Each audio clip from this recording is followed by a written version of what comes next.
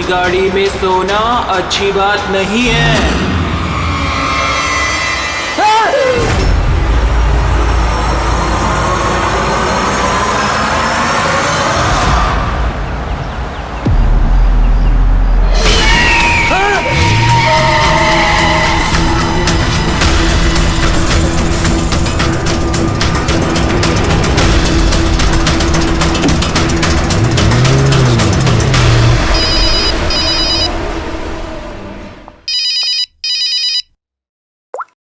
हाँ Vineet. Leela help me, Leela please help me Leela. क्या हो गया विनीत, तुम इतनी टेंशन में क्यों लग रहे हो? लीला ये लोग मुझे मार डालेंगे लीला। कौन मार डालेगा विनीत, तुम किसकी बातें कर रहे हो? लीला आई थिंक मैं लाइफ में कभी तुमसे नहीं मिल पाऊंगा लीला। विनीत बकवास बंद करो। कहाँ पे हो तुम, मुझे अपनी एग्जैक्ट लोकेशन बताओ। मैं सेबस्टन रोड पे हूँ, पुराने पोस्ट ऑफिस के पास। विनीत एक काम करो, तुम वहीं पे रुको, मैं टैक्सी लेके अभी वहीं पे तुम्हें लेने आती हूँ। हेलो लीला। हेलो विनीत, तुम ठीक हो? फोन को भी हेलो लीला। ये फोन को भी अभी कटना था।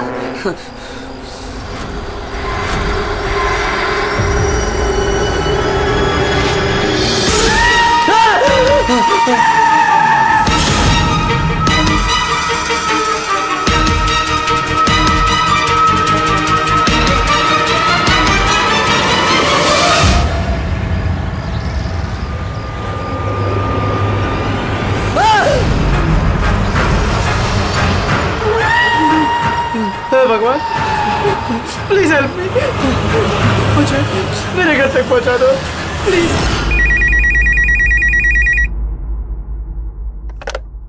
Hello CID bureau.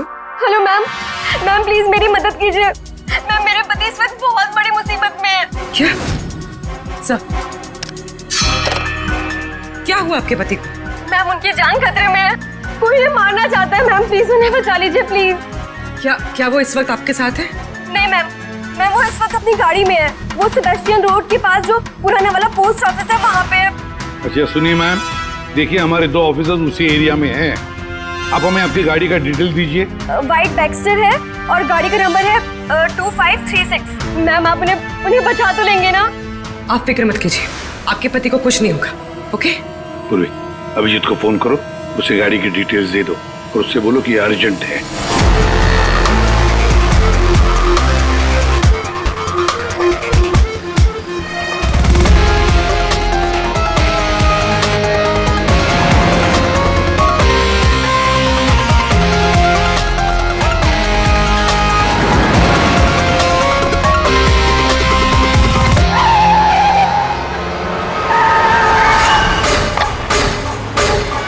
या यही नंबर है।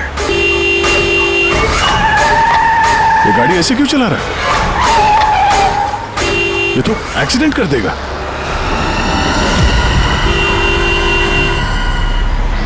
मुझे माफ कर दो, मुझे माफ कर दो, मैं मरना नहीं चाहता, मुझे माफ कर दो। किससे बातें कर रहा है? गाड़ी में तो कोई नहीं है। अरे विनीत किससे बात कर रहा है? गाड़ी में कोई नहीं है। अंधे हो तुम लोग, तुम्हें दिखाई नहीं दे रहा? इतने सारे लोग मुझे बुला रहे हैं। कर क्या रहा है ये? मुझे माफ कर दो, मैं मरना नहीं चाहता। पागल हो गया लगता है। विनीत विनीत विनीत, तुम्हारी जान को खतरा हो सकता है, रुक जाओ।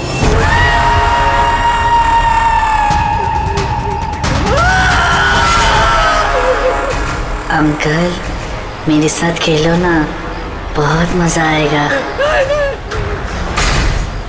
विनीत गाड़ी रोको, साइड में लगाओ।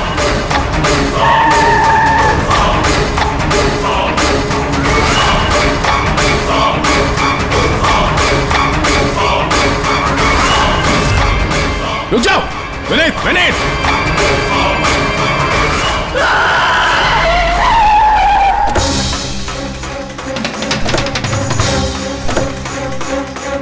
विनीत शराब के नशे में बड़बड़ा रहा होगा। शराब पी के तो यही होता है, एक्सीडेंट।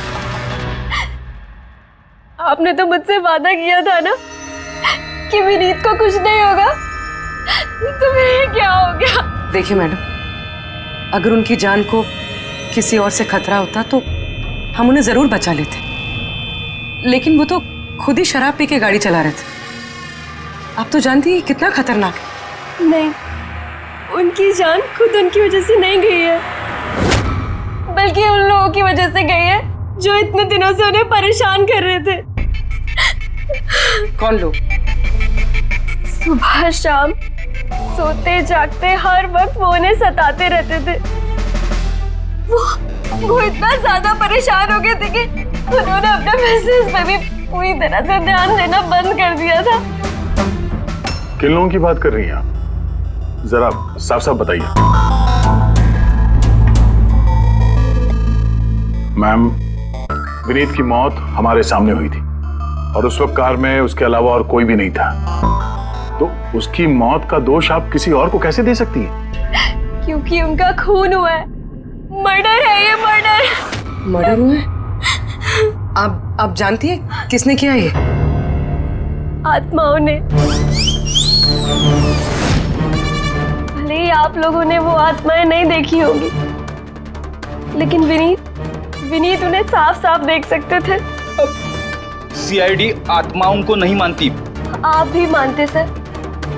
अगर आपने वो 2 हफ्ते पहले वाला नजारा देखा होता। लीला उठो, उठो लीला, लीला उठो।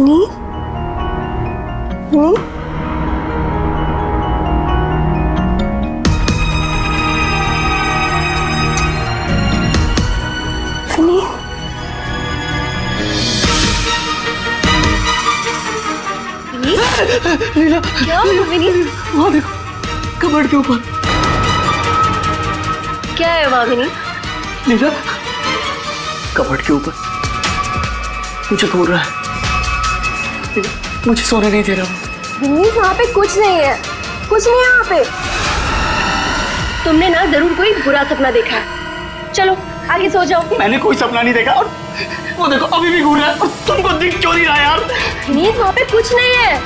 तुम्हारी तबीयत ठीक नहीं है विनीत, तुम आगे सो जाओ। चलो, कुछ नहीं है विनीत। मैंने ना बुरा सपना देखा है, इसलिए ये सब हो रहा है। सॉरी, मुझे माफ कर दो प्लीज। एक मिनट, ये विनीत किस चीज के लिए माफी मांग रहा था? ये तो मुझे भी नहीं पता सर। विनीत काम क्या करता था? सर, उनकी कंपनी हॉस्पिटल्स में मेडिकल इक्विपमेंट सप्लाई करती थी। आप श्योर है कि वो विनीत का खून आत्मा नहीं किया? सर, मुझे पहले तो नहीं लगता था, क्योंकि ना तो मैंने कभी कोई आत्मा देखी थी और न ही कभी मैंने उनकी आवाज सुनी थी। लेकिन बाद में मुझे विनीत की बातों पे यकीन होने लगा कि वो सच कहता था।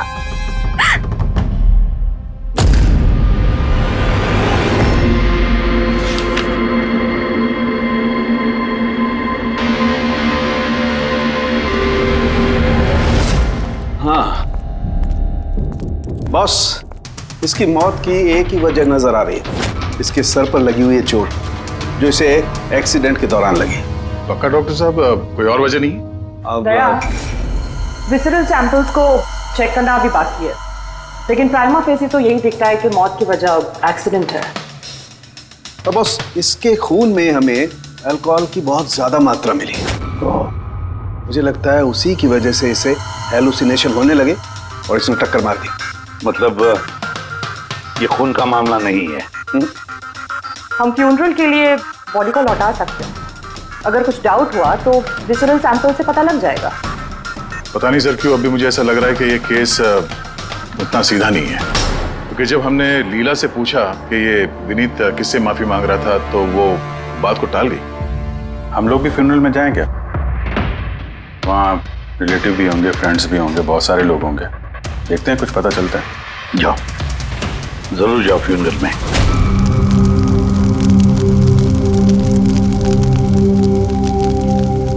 अच्छा हुआ मर गए, ऐसे गलत लोगों के साथ ऐसा ही होना चाहिए।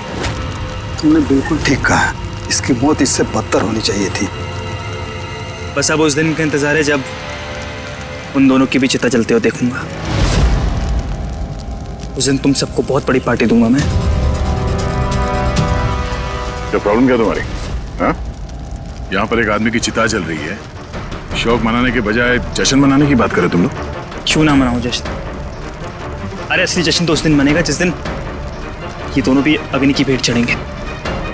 वो दोनों अग्नि की भेंट चढ़े या ना चढ़े, तुम सीआईडी के हत्थे जरूर चढ़ोगे। सर, अगर आप लोग सीआईडी से हैं तो आपको मुजरिमों का साथ देने के बजाय हम लोगों को इंसाफ दिलाना चाहिए सर। एक मिनट कहना क्या चाहते हो, पूरी बात बताओ। सर मेरा नाम रोहित है और मेरे पिताजी पर्पल हॉस्पिटल में एडमिट थे। डॉक्टर सर वो वेंटिलेटर पे। डॉक्टर नर्स डॉक्टर का रिलैक्स। मेरे पिताजी मर रहे हैं वहाँ पे, प्लीज डॉक्टर को बुलाइए प्लीज। क्या हुआ? क्यों शोर मचा रहे हो? शोर न मचाऊं तो क्या करूं? मेरे पिताजी मर रहे हैं वहाँ पर और आपका स्टाफ यहाँ बैठकर मक्खियाँ मार रहे हैं। आप शांत हो जाइए प्लीज, आप जाइए पेशेंट के पास, हम आते हैं। मैम प्लीज जल्दी कीजिए प्लीज। हाँ गजब हो गया, सारे के सारे वेंटिलेटर्स एक एक बंद हो रहे हैं। यस मैम, हमारे 2 इंटर्न्स मैनुअली ऑक्सीजन दे रहे हैं कुछ पेशेंट्स को। मैम हर पेशेंट के साथ ऐसा नहीं हो सकता, अगर वेंटिलेटर्स ठीक नहीं हो तो पेशेंट मर जाएंगे। धीरे बोलो। अरे ये हॉस्पिटल के रेपुटेशन का सवाल है, अगर मरीजों के घर वालों को पता चल गया है ना फिर बवाल हो जाएगा। आप प्लीज 2 मिनट का वक्त दीजिए, हम सोल्यूशन। मैम एक एक करके सारे वेंटिलेटर्स बंद हो रहे हैं। बाकी के वार्ड्स में चेक करो। Okay ma'am. अरे वो सप्लाई विनीत को फोन करो ना, वो ही अभी कुछ कर सकता है। बस टेंशन लेने की जरूरत। डॉक्टर महक हुआ क्या है सर? वेंटिलेटर बंद हो रहे हैं सारे। आप प्लीज शांत रहिए, मैं बात करती हूँ ना। सर एक एक करके सारे वेंटिलेटर्स बंद हो गए। क्या ऐसे कैसे हो सकता है? तो किसी हॉस्पिटल में फोन करो ना, वहां से मंगवाओ। अरे राजा फोन लगाओ और मैं एक काम करूँ, टेक्नीशियन जो यहाँ पर है उसको बुलाओ। राजा क्या हो गया तुम्हें? तुम्हें सुनाई नहीं देता सर क्या आप कह रहे हैं? आप लोग क्या डिस्कशन में टाइम वेस्ट कर रहे हैं? मेरे पिताजी मर जाएंगे वहाँ पर। प्लीज जल्दी आइए प्लीज। हम बस आते ही हैं please. Ma'am very bad news, 2 patients की जान चली गई है, 5 पेशेंट्स बहुत क्रिटिकल कंडीशन में हैं। सर अगर आज हम लोगों का परिवार हमारे साथ नहीं है तो उसके जिम्मेदार सिर्फ और सिर्फ ये 3 लोग हैं, विनीत, महक और राजा। ये विनीत तो इक्विपमेंट सप्लाई करता था ना? जी सर। और ये महक राजा? सर जिस दिन ये हादसा हुआ उस दिन महक डॉक्टर इंचार्ज थी और राजा हॉस्पिटल का एडमिन संभालता था। ये सिर्फ राजा और महक आए हॉस्पिटल से या और लोग भी आए वहाँ के? आए ना सर, वो हेड नर्स परिणीता, वो शेखर जो कि मेंटेनेंस में, और वो डॉक्टर केदार इस हॉस्पिटल के मालिक। ठीक है, अभी शांत हो जाओ। हम इस मामले के तह तक जाएंगे। अगर तुम्हारे पिताजी के साथ नाइंसाफी हुई है तो उन्हें इंसाफ जरूर मिलेगा।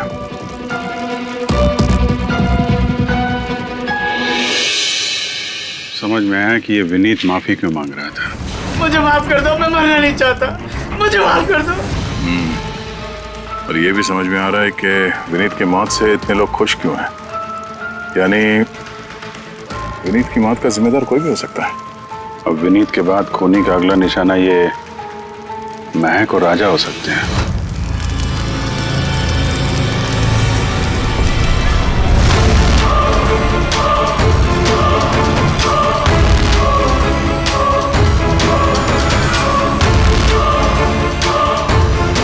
मुझे माफ कर दो। तुमने मुझे क्यों मरने दिया? मेरा पीछा मत करो।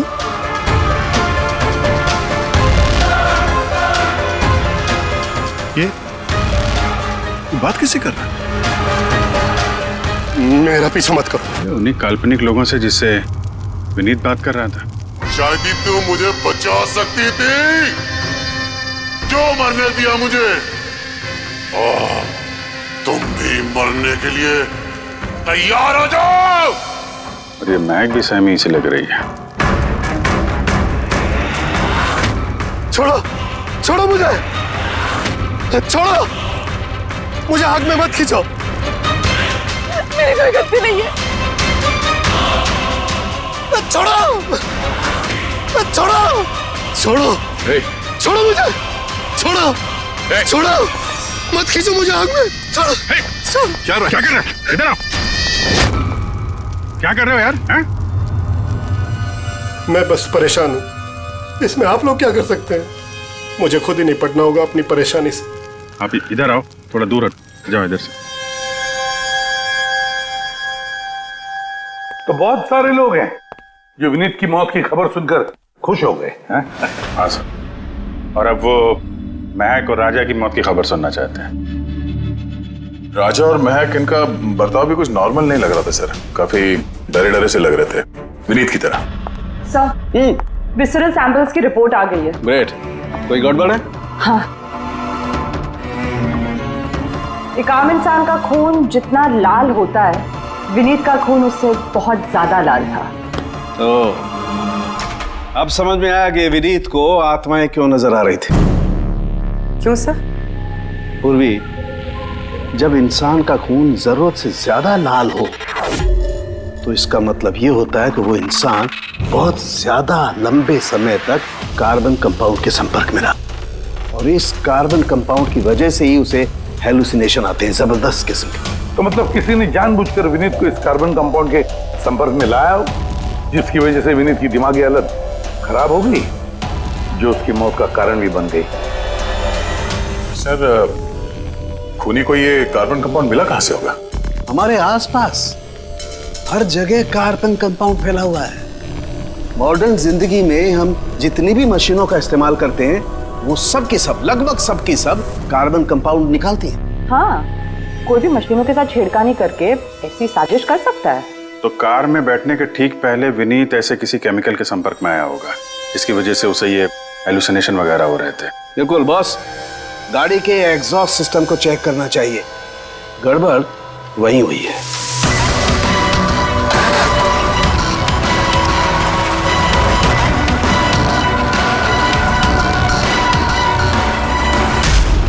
सालों के सर तो सही बोले थे सर, इसमें से तो केमिकल भर भर के आ रहा है।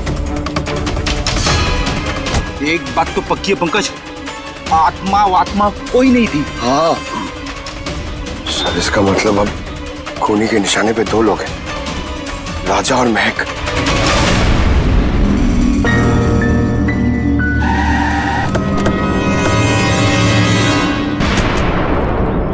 फ्यूनरल में राजा का बर्ताव ठीक नहीं था, अभी भी उसकी मानसिक स्थिति ठीक नहीं है। अरे सर, दरवाजा तो खुला है।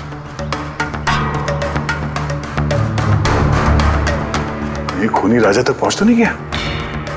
ये क्या माहौल है? कैंडल्स,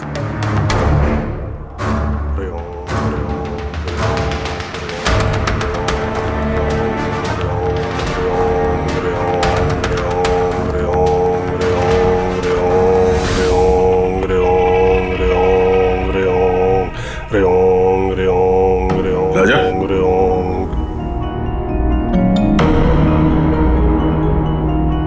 आप ठीक हो? कौन है आप लोग? सीआईडी। विनीत के अंतिम संस्कार में मिले थे हम लोग, तुम आग में कूदने वाले थे, हमने तुम्हें रोका था, भूल गए? अब आप लोगों को मुझे रोकने या बचाने की जरूरत नहीं पड़ेगी। जब तक विनीत का खूनी पकड़ा नहीं जाता, तुम्हारी जान को भी खतरा है। अच्छा सच सच बताना, उन 12 मरीजों की मौत क्या तुम्हारी लापरवाही की वजह से गई थी? खबरदार जो मुझ पर ऐसा गंदा और झूठा इल्जाम लगाया था। मैं निर्दोष हूं और कोई नहीं मरा मेरी वजह से। शांत शांत। राजा बड़ी मुश्किल से शांत हुआ है, इसे गुस्सा मत दिलाइए। आपकी तारीफ? श्लोक नाम है मेरा। मैं राजा की इस बुरे वक्त से बाहर निकलने में मदद कर रहा हूं। ओह, तो आप साइकियाट्रिस्ट हैं? साइकियाट्रिस्ट नहीं, साइकिक, मीडियम। इस दुनिया और दूसरी दुनिया के बीच एक पुल समझ लो। दूसरी दुनिया? दूसरी कौन सी दुनिया? वही आत्माओं वाली दुनिया। वैसे हम भी एक पुल है, मुजरिमों की दुनिया से लेके जेल के अंदर सलाखों के पीछे तक पहुंचाने का पुल। पर सर, आप मुझे सलाखों के पीछे क्यों डालना चाह रहे हैं? मैं तो राजा की आत्माओं से बचाने में मदद कर रहा हूं। राजा को आत्माओं से नहीं, केमिकल पॉइजनिंग से बचाने की जरूरत है। और बंद करो अपना ये ढोंग, समझे? सर, वो कहां इशारा कर रहे? उस बूढ़े आदमी की तरफ जो एसी के पास खड़ा हुआ है। किसकी बात कर रहे हैं? मुझे तो कोई भी नहीं दिख रहा। मुझे भी नहीं दिख रहा है। मानो या ना मानो, इस कमरे के अंदर कोई शक्तिशाली आत्मा है जो राजा को नुकसान पहुंचाना चाहती है। अभी पता चल जाएगा।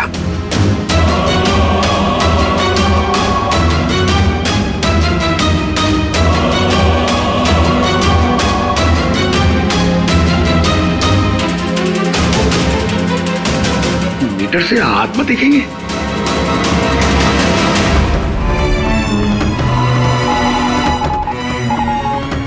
देखा, वो आत्मा एसी के पास ही है। मेरी ईएमएफ मशीन झूठ नहीं बोल सकती।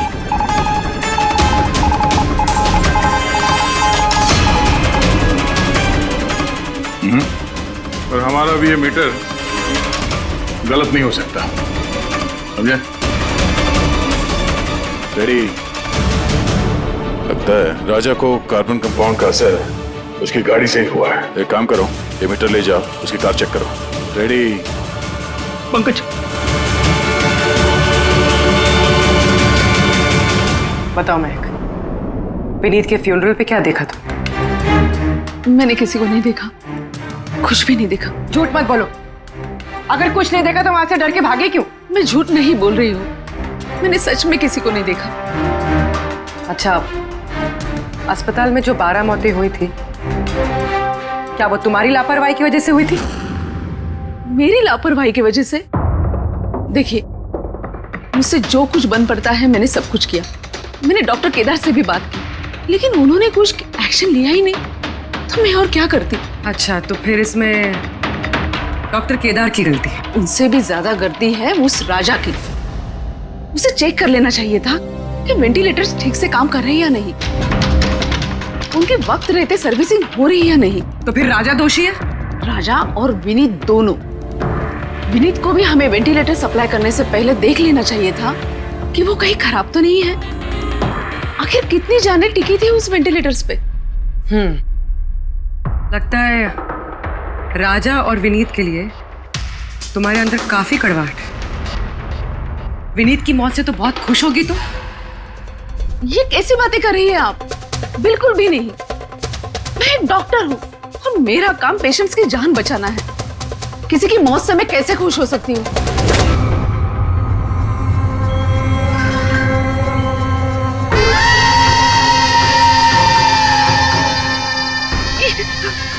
वो आ गया, वो आ गया, वो देखिए। लेकिन यहाँ तो कोई नहीं। देखो, तुम घबरा मत, जब तक मैं हूं तुम्हें कुछ नहीं होगा। हाँ?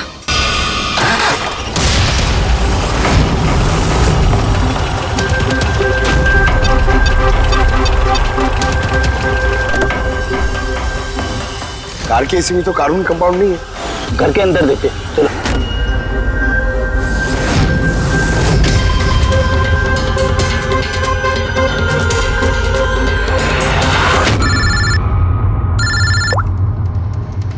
हाँ पूर्वी, महक के घर पे कोई केमिकल नहीं मिला? ठीक है, जब तक वो खूनी पकड़ा नहीं जाता तुम उसके साथ ही रहो, ठीक है? सर, हाँ, कार्बन कंपाउंड यहाँ पे भी नहीं है। कहीं कोई केमिकल नहीं मिलेगा। विज्ञान की दुनिया और केमिकल की दुनिया के अलावा भी कोई दूसरी दुनिया है, मानो या ना मानो। चुप, वो बंद। और जब तक बोलने को नहीं कहा जाए मुंह खोलना नहीं। राजा जी, आपको डरने की कोई जरूरत नहीं है। हम लोग हैं यहाँ पर, जब तक वो खूनी पकड़ा नहीं जाता सीआईडी आपके साथ ही रहेगी।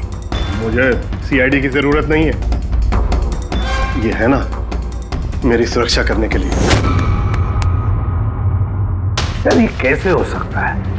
ना राजा के घर में केमिकल मिला, ना महक के घर में केमिकल मिला, कैसे हो सकता है? सर, हमने राजा के घर को अच्छी तरह से चेक किया, एक एक कोना देखा, गाड़ी भी चेक की, कहीं कुछ नहीं मिला। हाँ मगर दया, अगर कोई केमिकल का इस्तेमाल ही नहीं हुआ है तो फिर राजा और महक को हेलुसिनेशन हुए कैसे? कोई तो वजह होनी चाहिए। और सर, जिस तरीके से विनीत के कार के एसी में केमिकल का इस्तेमाल किया गया है, ये किसी नौसिखिया का काम नहीं लगता है, तो कोई एक्सपर्ट। एक काम करते हैं, बनने वालों के घरों में देखो, शायद कोई ऐसा आदमी हो जो केमिकल्स के बारे में अच्छी जानकारी रखता हो, कोई केमिकल्स में एक्सपर्ट। और हाँ, हॉस्पिटल के उस स्टाफ को बुलाओ, चीफ नर्स जो है ना, हेड नर्स परिणीता, फिर हेड टेक्नीशियन शेखर और मालिक केदार, तीनों को बुलाओ। सर देखते हैं।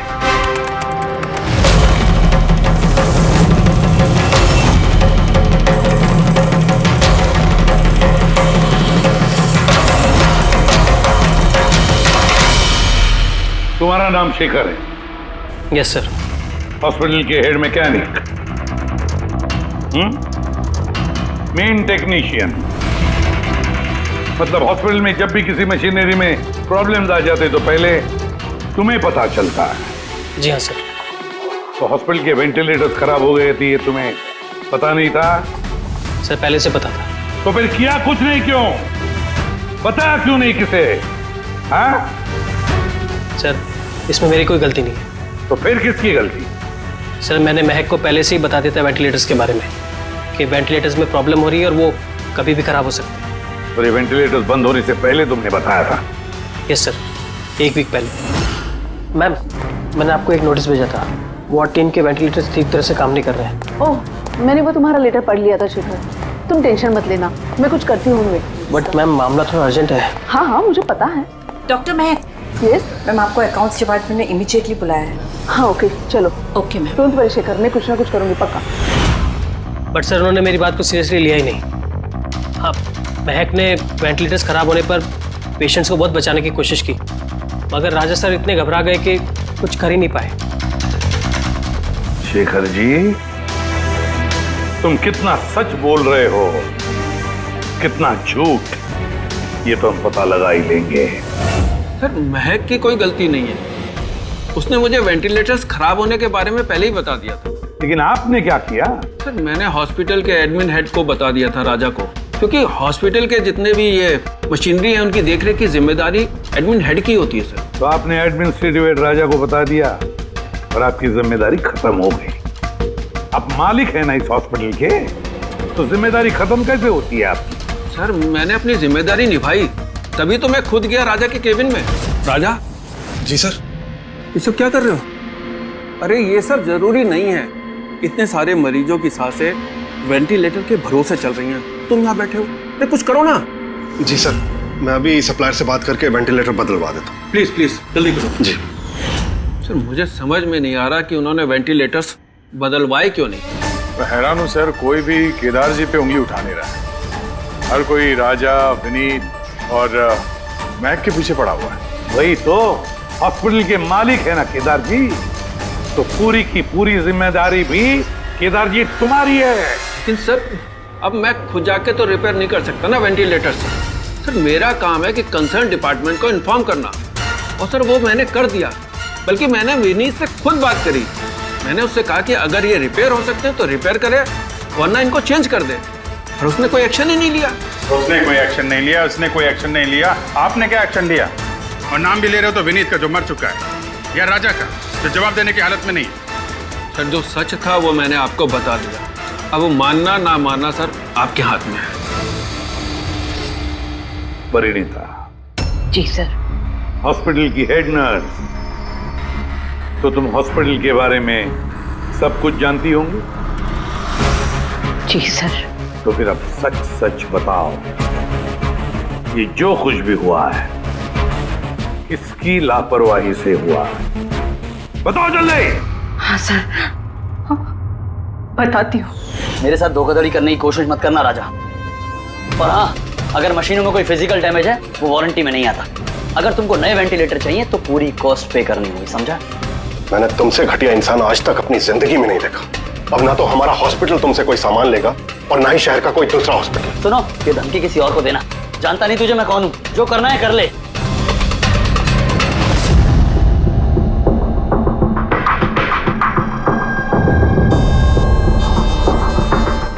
ये जो कुछ भी हुआ है इस राजा और विनीत के झगड़े की वजह से हुआ है। दोनों की झगड़े की वजह से सर इतने लोगों की जान चली गई। राजा को नए वेंटिलेटर का इंतजाम तुरंत करना चाहिए था। सर इन मरीजों के परिवार वालों में से 3 लोग ऐसे हैं जिन्होंने केमिकल इंजीनियरिंग की है। अच्छा, 3 लोग? तो फिर उनकी कुंडली निकालो, देखते हैं।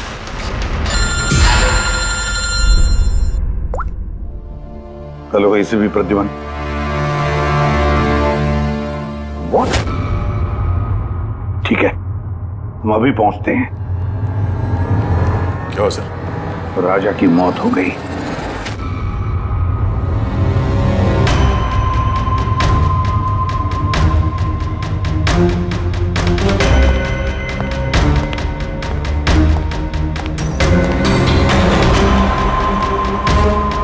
इस रूम में चेक करता हूं।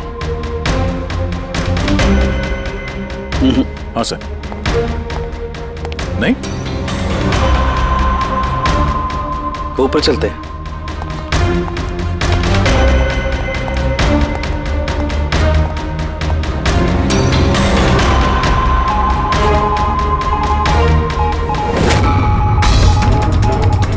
ये सलू के साथ आराम से, ये नीडल तो जंगली घोड़े की तरह भाग रहा है। माय गॉड, हम यहाँ पर ऐसे नहीं खड़े रह सकते दया, हमें प्रोटेक्टिव गियर्स पहनने पड़ेंगे। प्रोटेक्टिव गियर्स वो किस लिए सर? अरे अपनी सुरक्षा के लिए।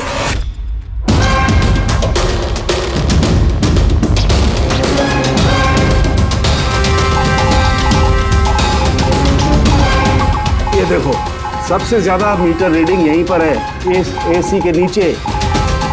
मतलब सर वो पंकज, खबरदार खबरदार, जो आत्मा का नाम भी लिया तो।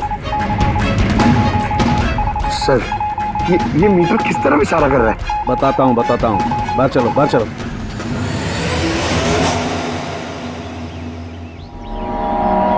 देखा दया, ये है EMF, इलेक्ट्रोमैग्नेटिक फील्ड डिटेक्ट करता है ये। इलेक्ट्रोमैग्नेटिक फील्ड्स, ये तो आजकल सभी इलेक्ट्रॉनिक अप्लायंसेस में होता है सर, टीवी, फ्रिज, एसी में। बिल्कुल दया, लेकिन उन अप्लायंसेस का EMF हिडन होता है, छिपा हुआ होता है, ताकि लोगों पर बुरा असर ना हो।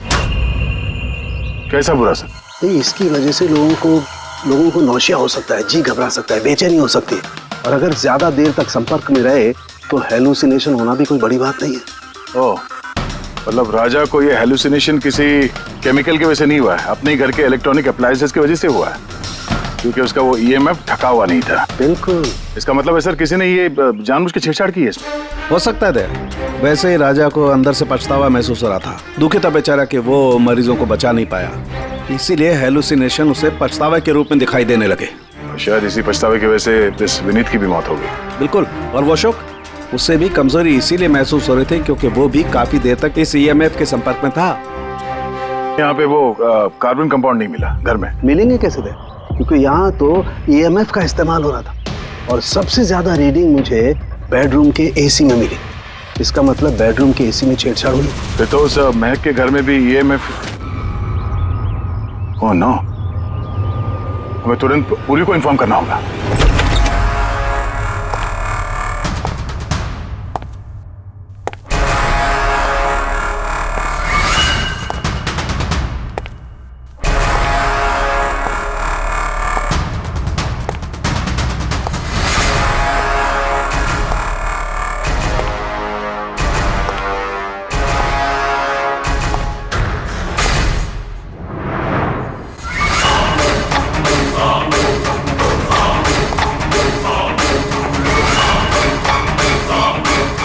जान लेकर चैन नहीं पड़ा तुम्हें, जो फिर से मुझे मारने आई हो।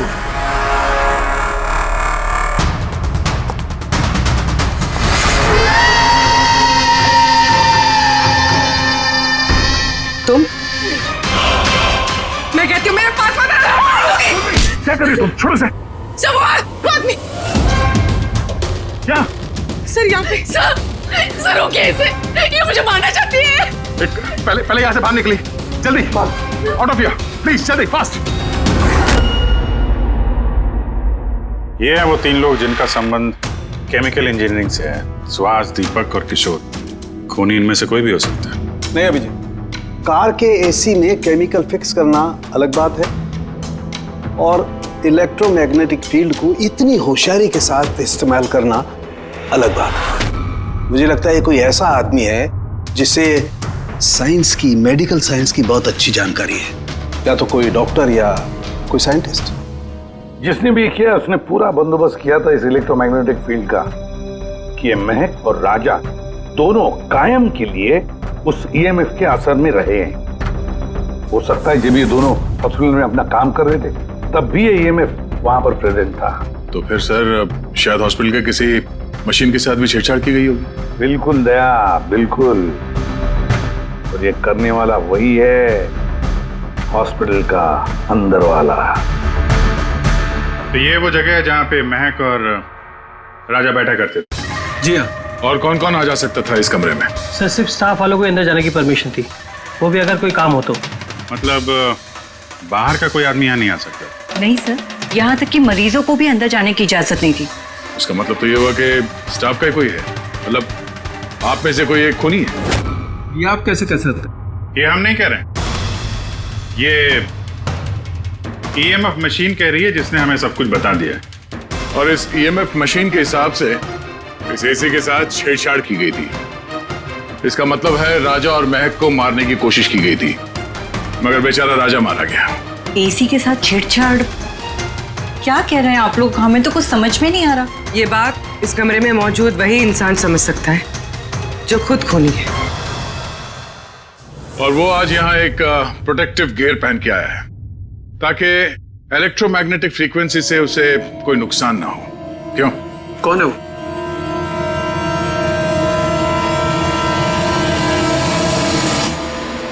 क्यों?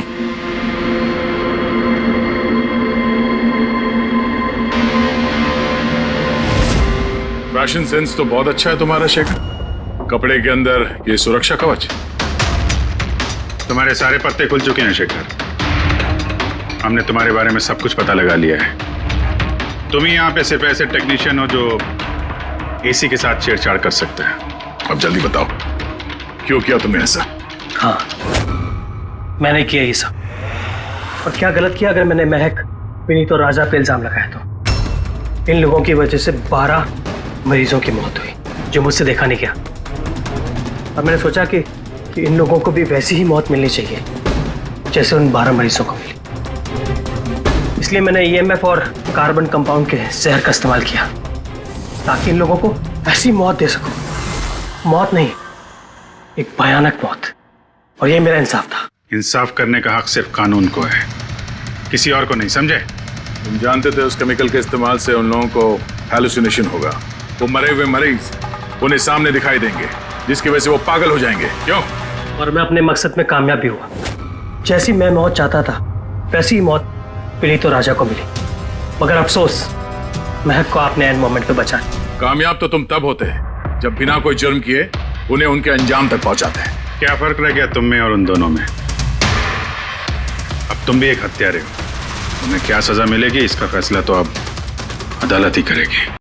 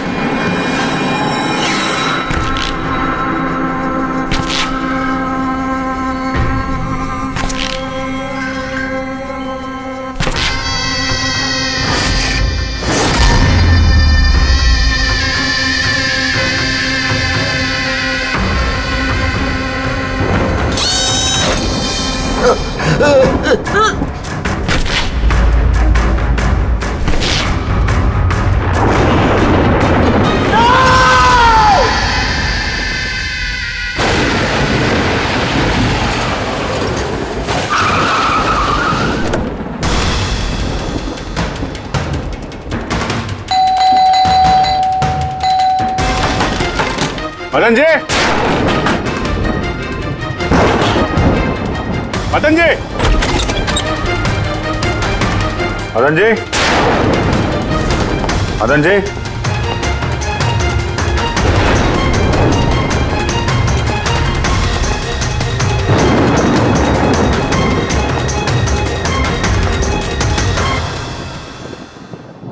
तय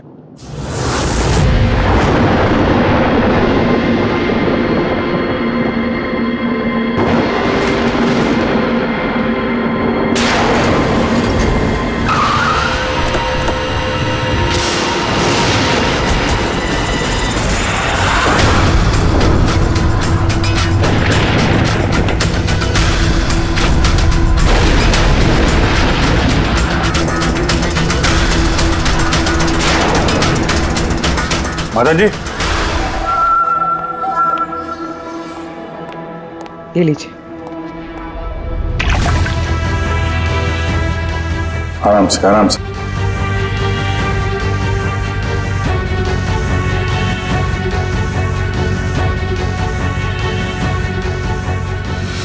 मदन जी, आप ठीक तो है ना? क्यों, क्या हुआ आपको? वो कोई है, वो मेरी जान लेना चाहता है। कौन? वो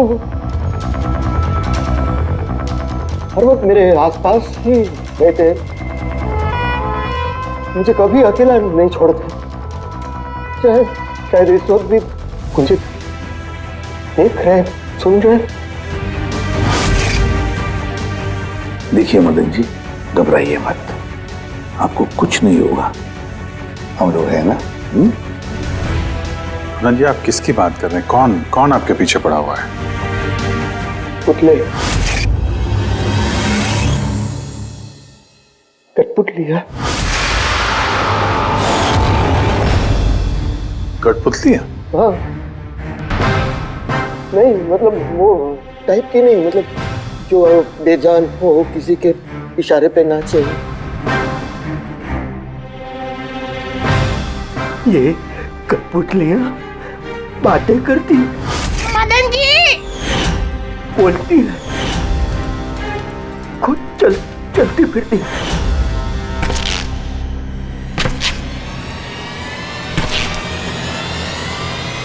मदन जी, ओ मदन जी।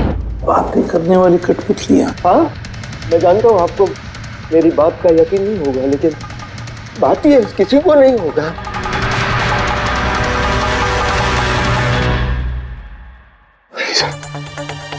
आपने से कठपुतलियों के बारे में सुना है?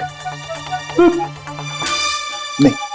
जानते हैं कुछ दिन पहले मेरे साथ क्या हुआ था? उस दिन मेरा बर्थडे था, घर की बेल बजी, मुझे लगा मेरे दोस्त मुझे मिलने आए हैं।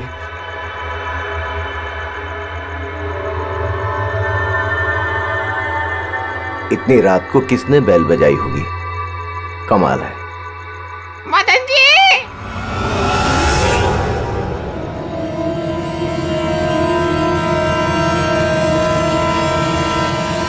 कौन? दिखाई नहीं दे रहा, मैं हूँ।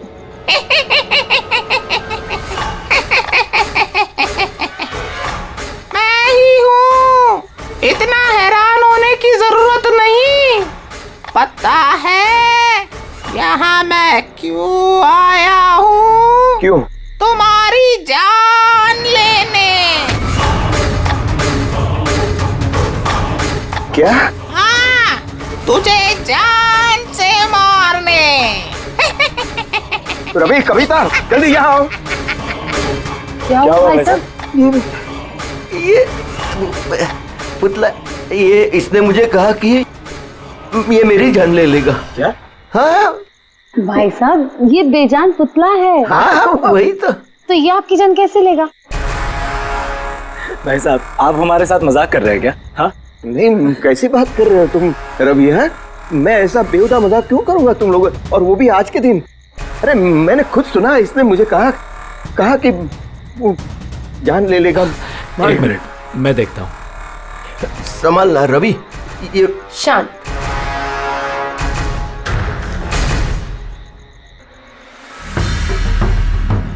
तो ऐसा अब लगता है शायद आपके साथ किसी ने मजाक किया है। इस लकड़ी के पुतले के अंदर किसी ने शायद स्पीकर फिट किया होगा। चेक करो, कहीं स्पीकर होगा।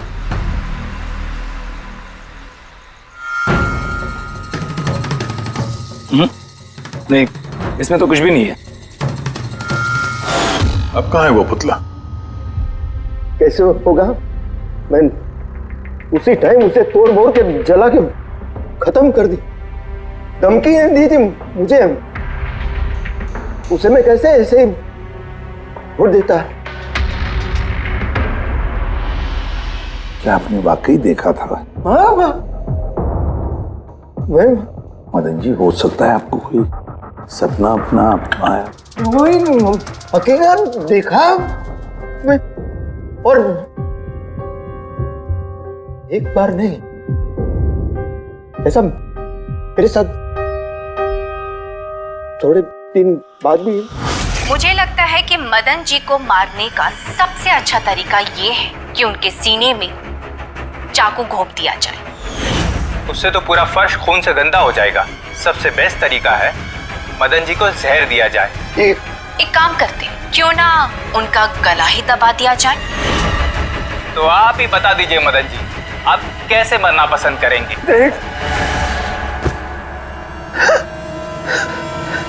मदन जी,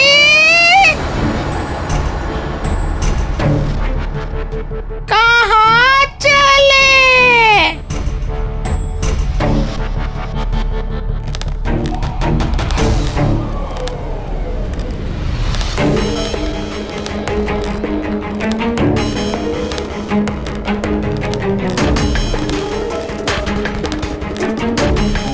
तो बताओ मदन जी,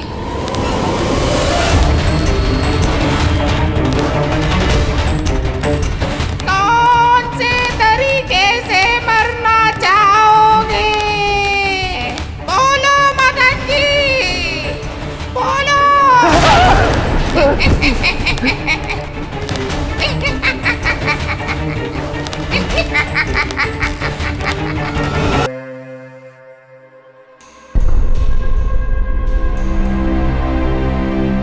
वाकई मदन जी की जान को वाकई खतरा था।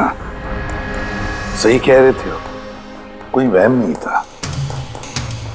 सर मतलब ये मदन जी का खून इस कठपुतली ने किया? क्या बकवास कर रहे हो यार? कठपुतली खून थोड़ी ना कर सकती है। तो फिर खून किसने किया होगा? उसी ने फ्रेडी, उसी ने जो कठपुतली का खेल खेलना जानता है। तो जब हम लोग यहाँ पर आए तब कठपुतली के हाथ में ये चाकू था। सारे सबूत तो इसी की तरफ इशारा कर रहे हैं। खून इसी ने किया है। भैया भैया प्लीज प्लीज, ये भैया को। सर, इस पुतले ने खून नहीं किया।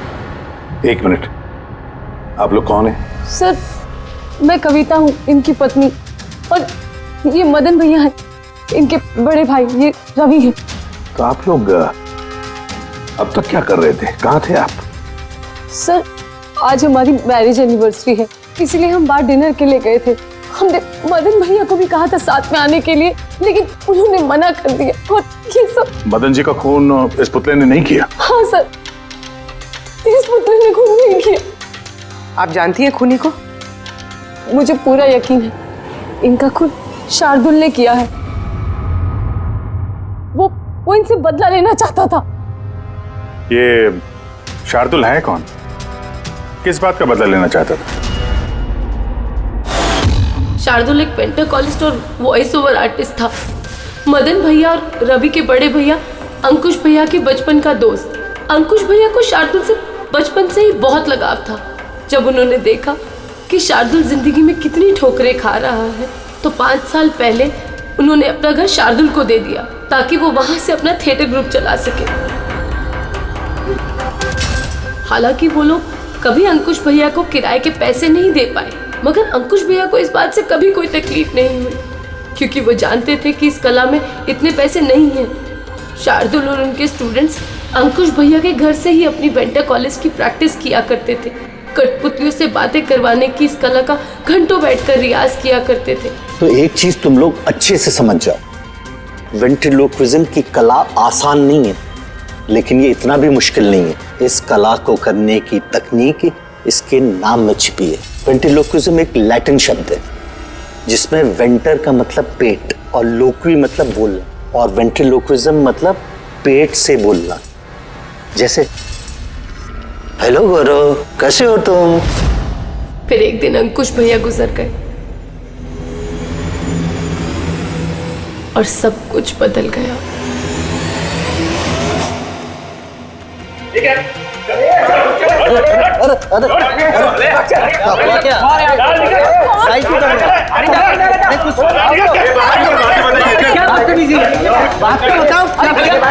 चाहिए क्या? रवि, मदन, ये सब क्या हो रहा है? क्या हो रहा है? ये जो इतने वक्त से तुम्हारी मुफ्त खोरी चल रही थी ना, आज से बंद हो रही। हमने यहाँ कोई धर्मशाला नहीं खोल रखी। लेकिन मदन, अंकुश ने तो कहा था। कौन अंकुश? जो मर गया वो जिंदा नहीं है, दुनिया में नहीं है। आज तक उसके तरीके से चलता था, अब मैं हूँ, मेरे तरीके से चलेगा। सुना तुमने? चलो जगह खाली करो। रवि, समझा अपने भाई को। वो क्या समझाएगा मुझे? मैं समझता हूँ ना सब कुछ। और अगर यहाँ रहना ही है तो किराया देना पड़ेगा। किराया? हाँ, किराया। कितना किराया देना होगा? मैं 4 लाख। 4 लाख? मगर 4 लाख तो हमारे पास नहीं है। नहीं है तो खाली करो, वरना पुलिस को बुला के तुम सबको जेल में भिजवा दूंगा। वहां पर रहने का कोई किराया भी नहीं देना पड़ेगा। मदन, हमें कुछ मोहलत दो। हम इतनी जल्दी कहाँ जाएंगे? मोहलत कुछ नहीं मिलेगी। बहुत सुन लिया मैंने, बहुत देख लिया तुम लोग का तमाशा। निकलो निकलो यहाँ से। अरे 1 मिनट, जब तक आज तक का तुम किराया मुझे नहीं देते, ये जो सामान तुम्हारा पड़ा है ना, और ये क्या है, कठपुतलियां, वो सब मेरे कब्जे में रहेगी। अगर तुम ये भी हमसे छीन लोगे तो हम तुम्हारा किराया कैसे चुकाएंगे? वो मैं नहीं जानता। सर ऐसा मत कीजिए सर, हम आपके सारे पैसे चुका देंगे सर, प्लीज। सर आपको ये सब बेजान कठपुतलियां लगती हैं, मगर हमारी जिंदगी बसी है इन सब में। ए भाई ट्रेजेडी किंग, ये सब तुम्हारा मेलोड्रामा है ना, मेरे अंकुश भाई के पास चलता है, मेरे सामने नहीं। और ये क्या ये 4 लाख रुपया कमा के देगी ये कठपुतलियां? अरे 4 लाख क्या, 4,400 रुपये भी कमा के नहीं दे सकती है। जानते हो क्यों? क्योंकि ये कला खत्म हो चुकी है, जीरो। ये तुम्हारे गुरु है ना, कौन, शार्दुल, उसकी तरह किसी काम की नहीं है। लूजर है, लूजर ये। चले निकल निकल।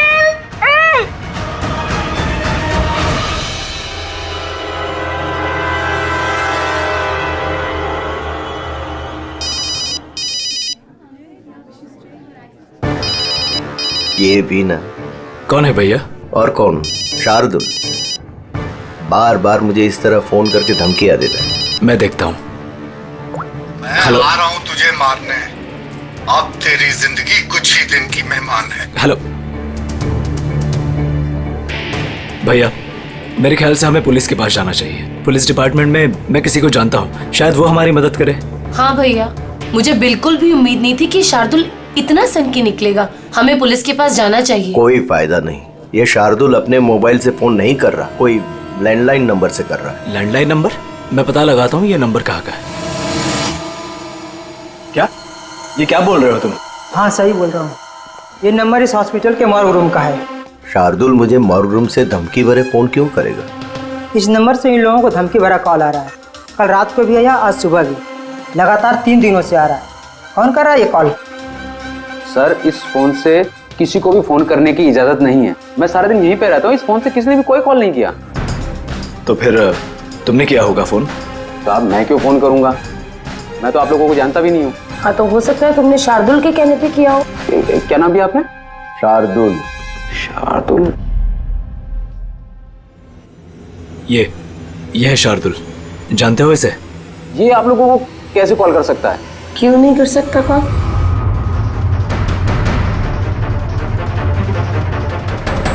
ये कैसे हो गया? शार्दुल 3 दिन पहले इनकी मौत हो चुकी है, तो फिर ये फोन कैसे कर सकते हैं? पर इनकी मौत हुई कैसे? इन्होंने शराब पी रखी थी, एक कार इनको उड़ा के चली गई, मौके पे इनकी मौत हो गई। अगर ये यहाँ मरा पड़ा है तो मुझे धमकी भरे फोन कौन करता था?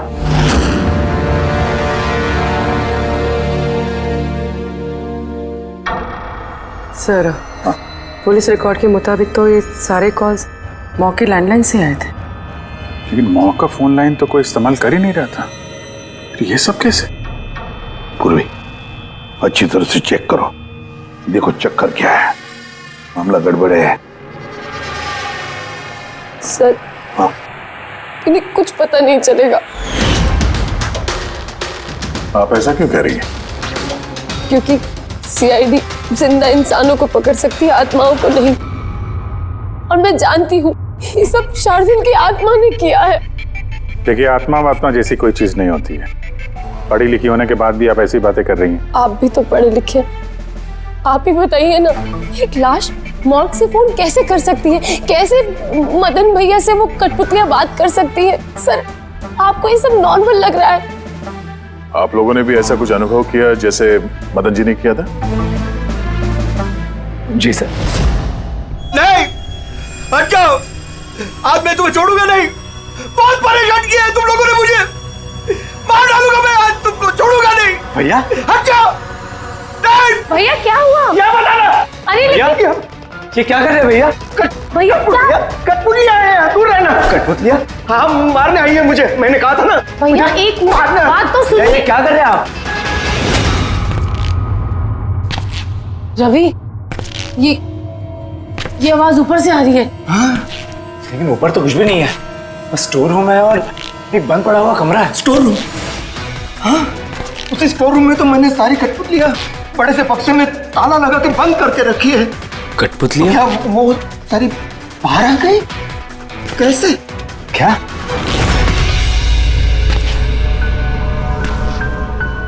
भैया आप डरिए मत, आइए ऊपर चलिए। रवि लेकिन चलिए आराम से, संभल के।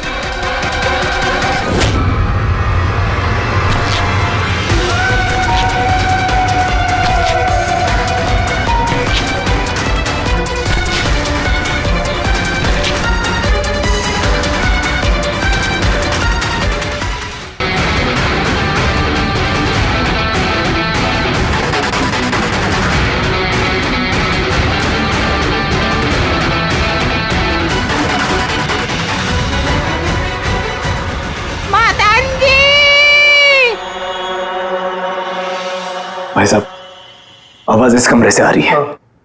आइए।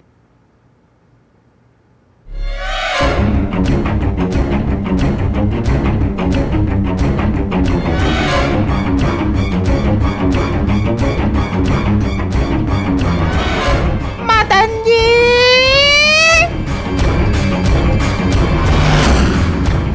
मदन जी, कैसा लगा मुझे मिलके?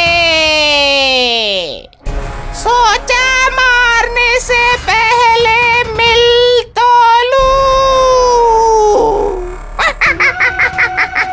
मैंने कहा था बातें करते हैं। सर, मदन भाई साहब ने सभी कठपुतलियों को बक्से में बंद करके रखा था, लेकिन पता नहीं ये कठपुतलियां कहां से बाहर आ रही हैं। हमें वो बक्सा भी देखना है और वो कमरा भी जहाँ पर लोगों ने वो कठपुतली देखी थी। कहाँ है? सर दोनों कमरे ऊपर ही है सर। चलिए दिखाइए। आइए सर।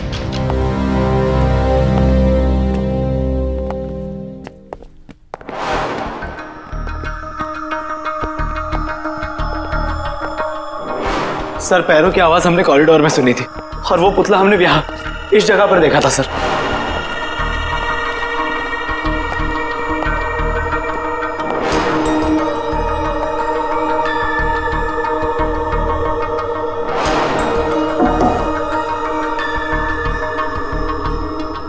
ये कमरा एकदम खाली क्यों है? सर मैंने सोचा था कि यहाँ पर ट्रेडमिल और बाइसिकल रखूंगा और थोड़ी एक्सरसाइज करूंगा, पर कभी टाइम ही नहीं मिला।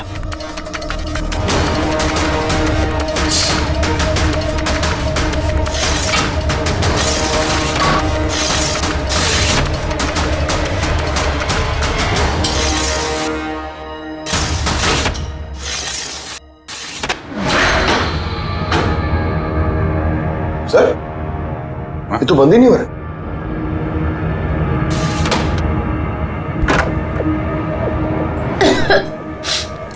आइए सर। सर यही वो पेटियां हैं जिनमें कठपुतलियां बंद थी। इधर लाइट ऑन करना। जी।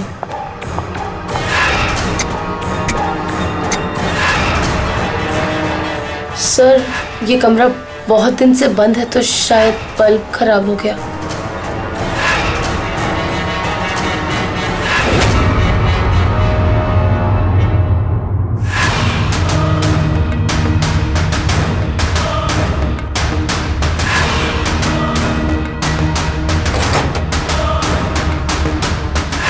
सर सारे पेटियों पे ताला लगा है।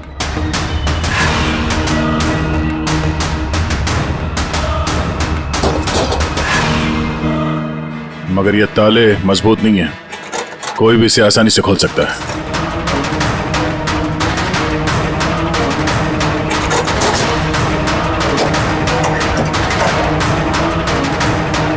इतने सारे पुतले,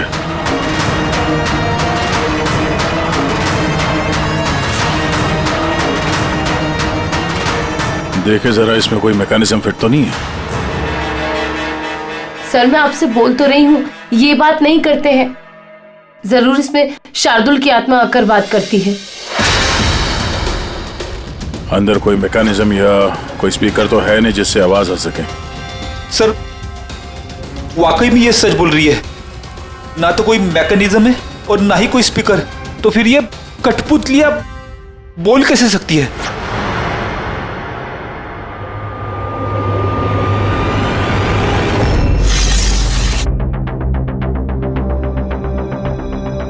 लॉक खराब है? लॉक खराब है सर। यहाँ से तो कोई भी आसानी से अंदर आ सकता है। सीढ़ी वीढ़ी लगाए या बाइक वाइक लगाए तो भी आसानी से ऊपर आ सकते हैं। और जो भी कोई आसानी से इस कमरे में आ सकता है वो बक्से में बंद पड़े कठपुतलियों को उठाकर बाहर ले जाकर कहीं भी रख सकता है, जैसे यहाँ रखा था तुम लोगों को डराने के लिए। सर मतलब कोई आत्मा नहीं है? अरे छोड़ो आत्मा, आत्मा कभी होती ही नहीं है। ये तो वही हो सकता है जिस घर का चप्पा चप्पा जानता है, चप्पा चप्पा जानता है। और तो और कठपुतलियों के बारे में भी अच्छी मालूमात रखता है। और ये हो सकते हैं शार्दुल के स्टूडेंट्स। शार्दुल के स्टूडेंट्स पता लगाना पड़ेगा ये शार्दुल के स्टूडेंट्स इस वक्त है कहां और कर क्या रहे हैं। हाय, मेरा नाम है फ्रीडा। मेरा नाम दीपेश। मेरा नाम है तरल। और मेरा नाम है लोचन।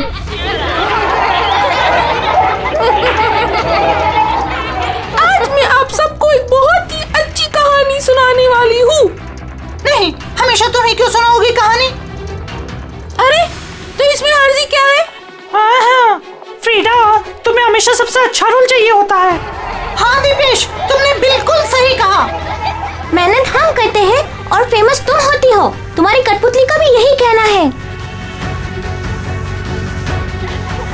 सर समझ में नहीं आ रहा सर, ये कठपुतली बात कैसे कर रही है? अरे पंकज, एक कला है आवाज बदलने की कला, इसे कहते हैं वेंट्रिकुलिज्म। बिल्कुल, बात तो यही लोग कर रहे हैं, लेकिन लगता है कि ये आवाज कठपुतली के मुंह से निकल रही है।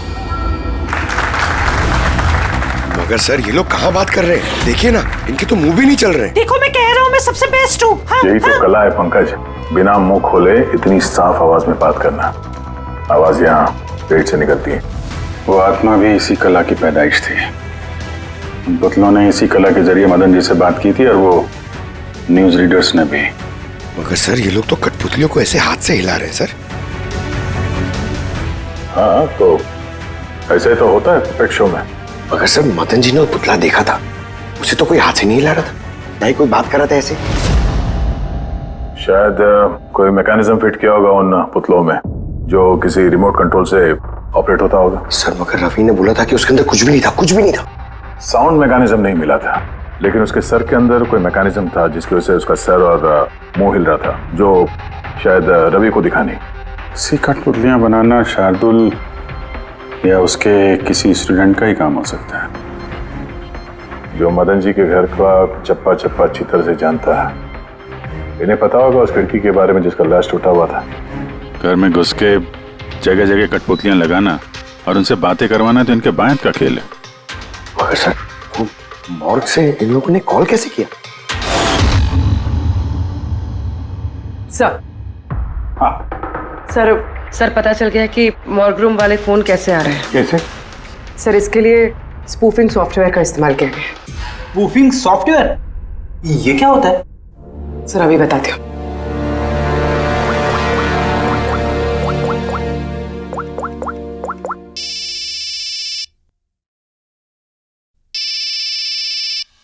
अरे यार, मेरी वाइफ को भी अभी फोन करना था।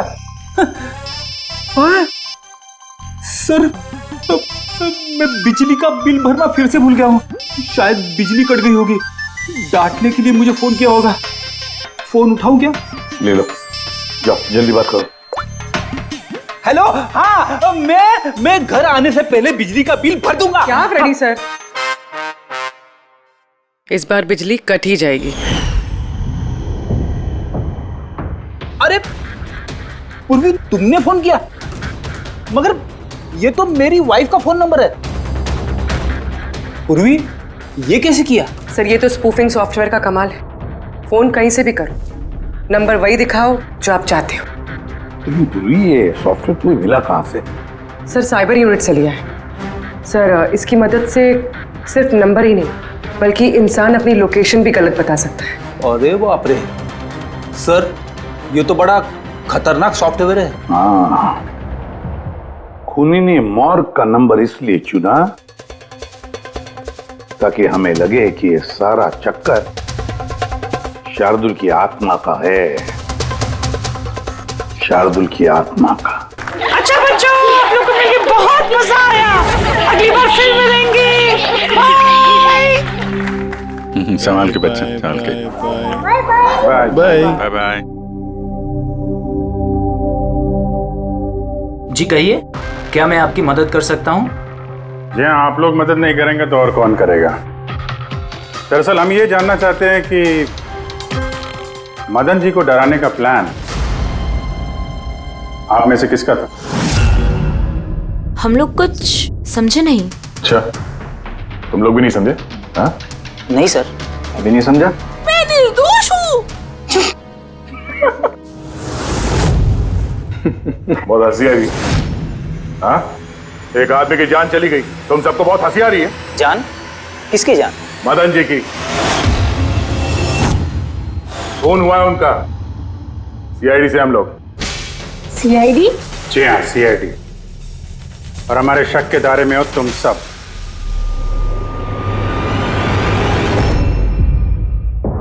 कल तुम लोग कहाँ थे? मैं कल अपने दोस्त सलोनी के घर पे था सर। आप उसके घर वालों से पूछ सकते हैं। और तुम कहाँ थे? सर मेरा मतलब लोचन और मैं एक शो के लिए गए थे पुणे। आज सुबह ही लौटे हैं हम। पुणे? कैसे गए थे पुणे? रेडियो कैब से। आई हैव द इंफॉर्मेशन, आप चेक कर सकते हो। ये लीजिए। क्या हुआ? बहुत पसीने छूट रहे हैं तुमको? हाँ? तुम कहाँ थे कल रात? सर वो मैं बताता हूँ। तुम कल रात मदन के घर में थे या नहीं? हाँ था मैं वहां, लेकिन मैंने किसी को नहीं मारा। क्या करने गया था फिर वहां? हाँ? सर हम तो बस मदन को सबक सिखाना चाहते थे। जो कुछ उसने शार्दुल सर के साथ किया वो बहुत गलत किया। और हाँ, आज अगर शार्दुल सर हमारे बीच नहीं है तो वो सिर्फ एक इंसान के कारण, वो है मदन। उनके कारण ही उन्होंने दारू पीना चालू किया और वक्त से पहले गुजर गए। तो तुम लोगों ने सोचा खून के बदले खून? नहीं सर, हम बस डराना चाहते थे। गौरव का प्लान था ये। हाँ सर, गौरव ने कल रात मुझे फोन करके बुलाया था तकरीबन 11:30-12 बजे के आसपास, लेकिन मैं थोड़ा लेट हो गया और 12:30 बजे पहुंचा।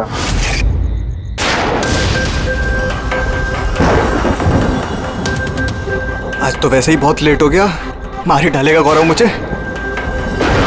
चला गया शायद अंदर, अब इससे इशारा कैसे करूं?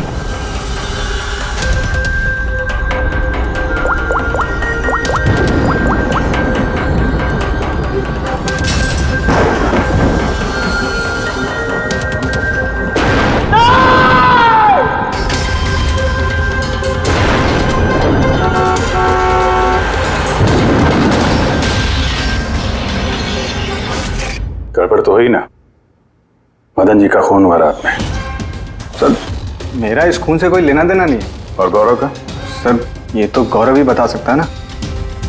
ठीक है, बुलाओ गौरव को। कहाँ है वो? गौरव तो फिलहाल गोवा में। गोवा?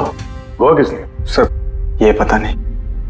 उसको बचाने की कोशिश मत करना वरना खुद बच जाओगे, समझे? नहीं सर, ऐसी बात नहीं है।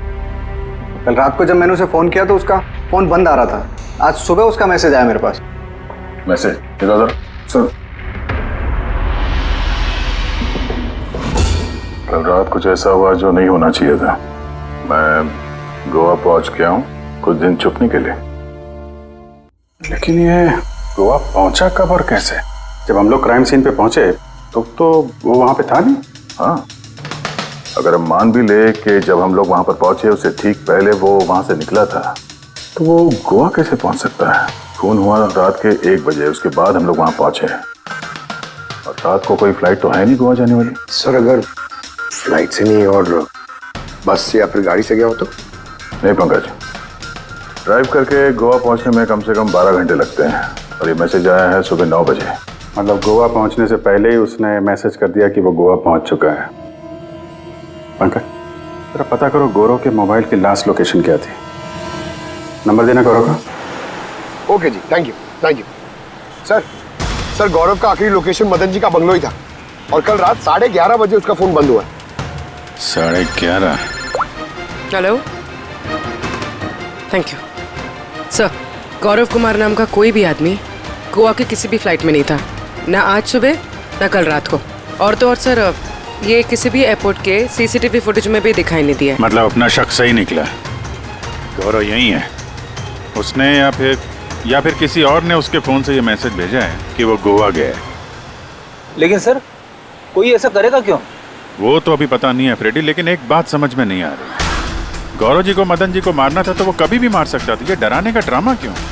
ये चारों लोग मिलकर ये जो कठपुतली का गेम खेल रहे थे, और तो और जब उसने मदन जी को मारा तो इसके बारे में अपने दोस्तों को बताया भी नहीं। यहाँ पे कुछ पेच है। इसका एक ही मतलब है बॉस, या तो गौरव को हड़बड़ी में मदन जी को मारना पड़ा जब वो पकड़ा गया, या फिर खूनी गौरव नहीं कोई और ही है। सर, अगर खूनी कोई और है तो फिर ये गौरव कहाँ है? हो सकता है खूनी ने गौरव को मार के उसे गायब कर दिया और हमारे सामने ऐसे सबूत डाल दिए जिससे हमें ये लगे कि वो हमसे छुप रहा है, गोवा में है वो। ये लॉक टूटा हुआ है। इसी खिड़की से गौरव और उसके साथी अंदर आते थे मदन जी को डराने के लिए। अगर ये गौरव कल रात यहाँ पे आया था और उसके बाद से गायब है तो हो सकता है उसके साथ जो कुछ भी हुआ यही हुआ। अगर यहाँ उसके साथ कुछ हुआ है तो कुछ ना कुछ ट्रेसेस तो मिलने चाहिए। लुमिनल टेस्ट करके देखते हैं। पूर्वी सर,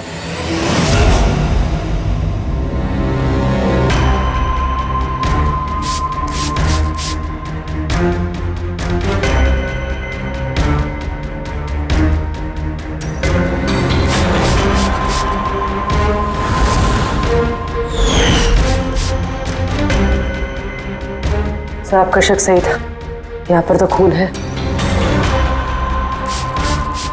तो इस दरवाजे से जैसे ही बाहर निकला होगा किसी ने हमला किया उस पे। सर, इस तरफ तो कोई निशान नहीं है। इस तरफ देखो।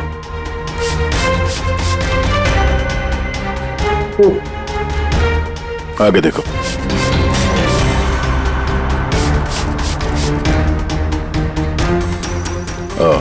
मतलब हमला करने के बाद गौरव को घसीट के यहाँ स्टोर रूम तक लाया गया।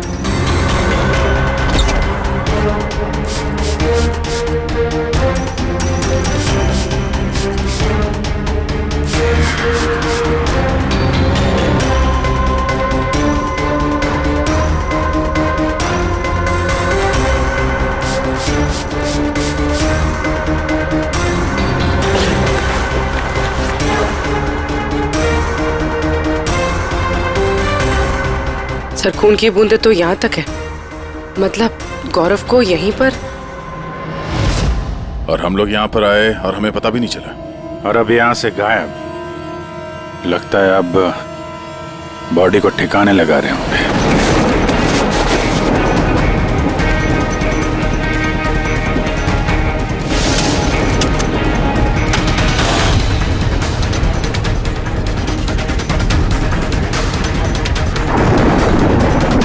सीआईडी? अरे गोली लग जाएगी, भागेगा। चलो पीछे। जिंदा है। ले जाओ जल्दी हॉस्पिटल। जिंदा दफनाना चाहते थे सर। हाँ? लेकिन आपको कैसे पता चला कि हम लोग यहाँ पर हैं? आजकल मोबाइल के जरिए भी मुजरिमों को पकड़ लेते हैं हम लोग।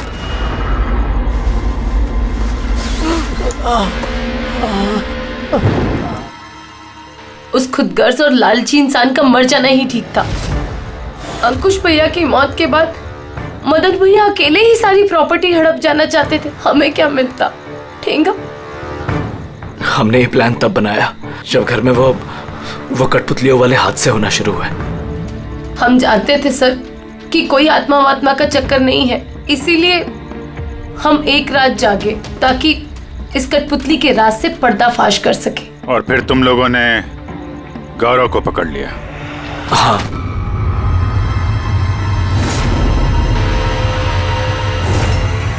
गौरव से सारा सच उगलवाने के बाद हमने सोचा कि उनके इस कठपुतलियों वाले खेल का फायदा उठाकर हम मदन भैया को मार सकते हैं। इसलिए गौरव पर हमला करके उसे बक्से में छुपा दिया और फिर मदन जी का खून करके हमें गुमराह करने की कोशिश की, ये दिखाना चाह के खून पुतले ने किया है। हाँ?